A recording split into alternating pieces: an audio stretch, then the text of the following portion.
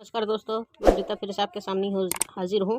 पूरे 2 दिन बाद आज वीडियो बना रही हूँ अभ्यास और प्रश्नोत्तरी के। किसी कारण से मैं व्यस्त हो गई थी, जिसके कारण वीडियो नहीं बना पाई थी। तो आइए हम पार्ट 2 जो गिल्ली डंडा पढ़ रहे थे प्रेमचंद जी द्वारा कृत, उसके अभ्यास और प्रश्न आज देखने वाले हैं। पहला है, लेखक ने ऐसा क्यों कहा कि गुल्ली डंडा सब खेलों का राजा है। इसका उत्तर है, लेखक ने ऐसा इसलिए कहा कि गुल्ली डंडा सब खेलों का राजा है क्योंकि इसमें किसी भी प्रकार का खर्च करना नहीं पड़ता है। पेड़ से एक टहनी तोड़कर उसकी गुल्ली बना लो और एक लंबी सी डंडे हो जाए, उससे ग्रुप बनाकर खेला जा सकता है। और यदि ज़्यादा लोग ना हो तो इसमें कोई 2 लोग भी खेल सकते हैं, इसीलिए इसे खेलों का राजा कहा गया है। अगला है, मुझे न्याय का बल था, वह अन्याय पर डटा हुआ था। लेखक खेल में पराजित होने के बाद भी अपनी ओर न्याय का बल क्यों मानता है और वह गया को अन्याय पर डटा क्यों कहता है।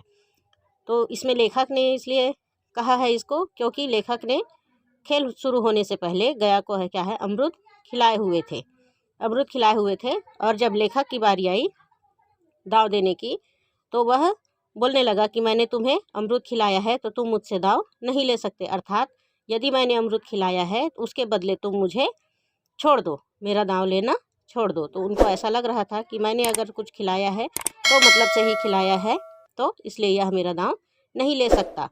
तो न्याय मेरे पक्ष में होना चाहिए और वह अन्याय पे डटा हुआ था, अर्थात मैंने उसको खिलाया है तो कुछ सोचकर ही खिलाया होगा, किंतु वह मेरा अमृत खाकर पचा गया है और मुझे दाव देने के लिए बोल रहा है।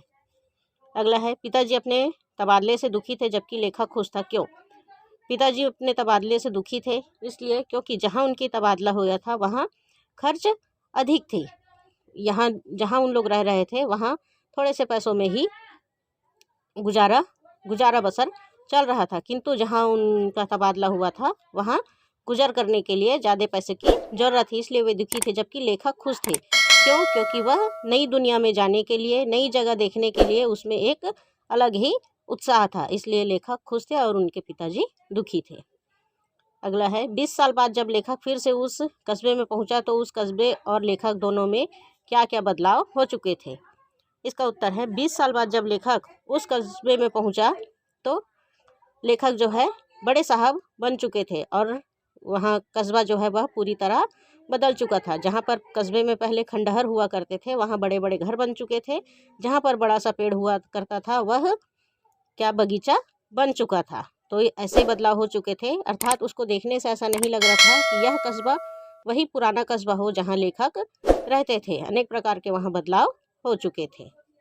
अगला है, लेखक के साथ खेलते हुए गया के मन में गुल्ली डंडा के प्रति वही जोश और उत्साह देखने को नहीं मिला जो बचपन में हुआ करता था। गया के व्यवहार में इस परिवर्तन के पीछे कौन से कारण रहे होंगे।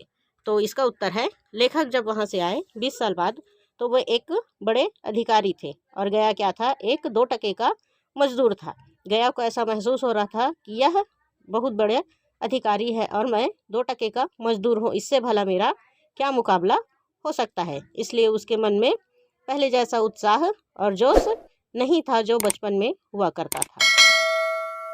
कथनों का अभिप्राय, वह बड़ा हो गया है, मैं छोटा हो गया हूँ। इसका अभिप्राय यह है कि कहते हैं कि वह एक बड़ा अधिकारी बन गया है और मैं क्या हूँ, छोटा हो गया हूँ, ऐसा गया के मन में। पर वह लेखक जो है वह सोचते हैं कि उसने दरिया दिली दिखाई, क्यों, क्योंकि वह एक अधिकारी है, इसलिए वह बड़ा हो गया है और मैं छोटा हो गया हूँ। हमारे कई दोस्त ऐसे भी हैं जो थापी को बैसाखी से बदल बैठे हैं। तो उनके कुछ मित्र ऐसे थे जिनको चोट लगने पर वह बैसाखी के सहारे चला करते थे।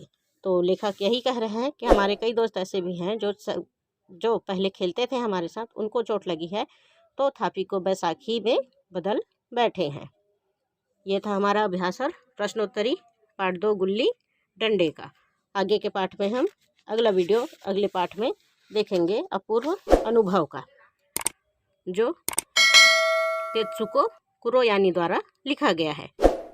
आशा है आप सब लोगों को पिछला वीडियो जो है पसंद आया होगा। आज के लिए इतना ही, धन्यवाद, जय हिंद।